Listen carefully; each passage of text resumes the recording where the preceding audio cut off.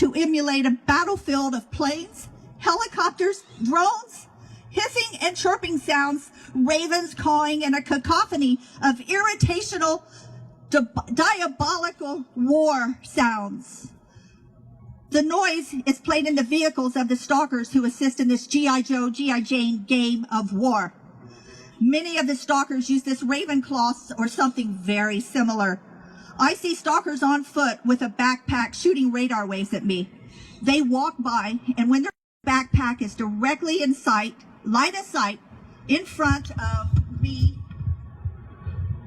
or my vehicle, they press something on their phone, and I'm assaulted. I have documented patterns of how the weapon is used. They like to shoot the skull, the ears, the eyes, and the heart, but they will shoot any part of my body for target practice. I want to share this information with the innocent civilians in the state of California. This is a crime of repeated, aggravated assault and perversion. Using this weapon is a crime against thousands of citizens across the great state of California. Innocent people have been drafted into a real-life Kill Bill, Frame Jane, G.I. Joe, G.I. Jane game. It is a computerized war game that pairs Ravenclaw with the user's Bluetooth.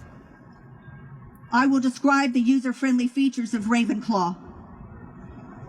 There is no host, server, or network connection required. It pairs directly with their cell phones, a laptop, or any pairable device. It's wireless. It has line-of-sight propagation. Electromagnetic radiation waves travel in a direct path, straight line from the source to the receiver. Point and shoot. Notice I shot down. I'm not shooting at anybody like those perps. Surveillance listens within a geographical limit. So my opinion is they're close by. They listen because it can't listen very far. It's not like they're in Montana. They're in your neighborhood. Through the wall sensors. Sees through the walls. It sees through our clothing. Yes, it sees us naked. Biofencing alarms. It lets the operator know when the human subject's body moves, our eyes open, our mouth opens, we move our leg. It alerts the user. That's especially why when we wake up, we notice that they're right on us. It's not because they're sitting there staring at us. They have an alert. It's an alarm, like they use in war. Geofencing alarms. It lets the operator know when the human subject's body crosses specific geographical boundaries. For example, when you open your door, the alarm alerts the perpetrator. And that's why they start all the noise campaign. They start harassing you the minute you walk out the door. It's not because they're staring. They're too lazy. They have alarms. Electronic jammers. Jammers radiate interfering signals toward an enemy's radio waves, cell phones, radios. Wi-Fi, that's how they mess with our phones, our Wi-Fi, and all of our electrical devices. Electronic countermeasure. The deliberate radiation or re-radiation and alteration, suppression, absorption, denial, enhancement, or reflection of electromagnetic energy in a manner intended to convey misleading information and to deny valid information to enemy electronics. So when we go and try to use a spectrum analyzer and triangulate, the signal is destroyed. Weaponization of the electromagnetic spectrum is used as a pain weapon, specifically in human subjects, using these constants here.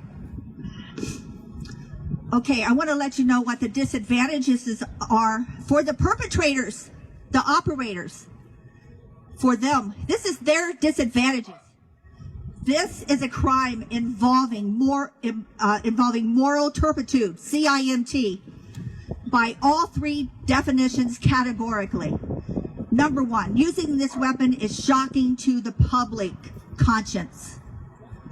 The public cannot even imagine what we're going through.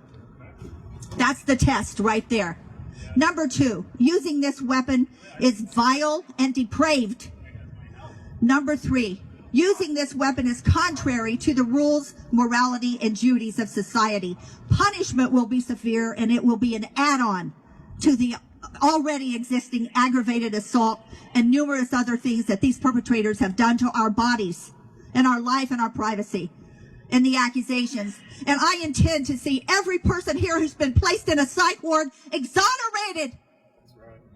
If you, the operator of the Ravenclaw or a similar weapon, are convicted, you could have your green card or visa revoked. You will have your personal license revoked. Hey, educators, attorneys, and doctors, you're going to face adverse consequences. The legal definition of this crime is aggravated assault. The geographical limitations require close proximity. This makes it easy to catch the perpetrators. Once you catch on, you can figure it out. Line of sight propagation. It works best when waves travel in a direct path, straight line. This makes it easy to catch them. Addictive behavior. This is really good for you guys to learn what these guys are about. This is why it's so easy to catch them. Their mental state of mind. They are addicted. Distance. And the reason is there's a distance from human victim, desensitizing the weapons operators.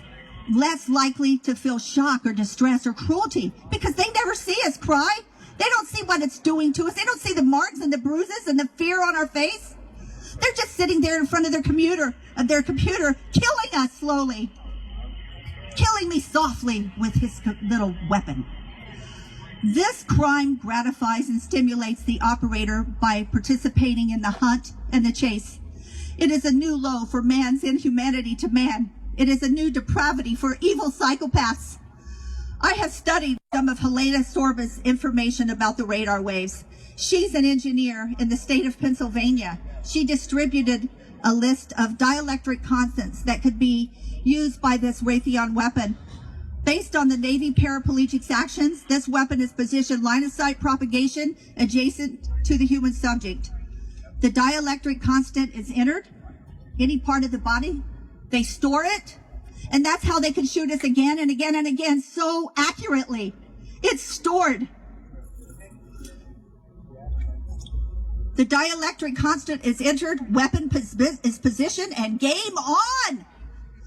The closer, the better, because the pain is worse when the Ravenclaw is on top of the human subject.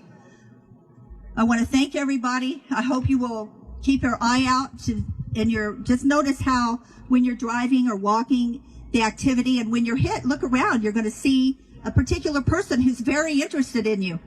And they usually have something in a purse or a baby's carriage or a backpack. They hide it, but not so well. And you'll get so good at being able to direct where it's coming from. And I want to see this end, and I want to thank everybody for listening to my speech. I was very nervous about it, that this weapon is the most common that I've been seeing. And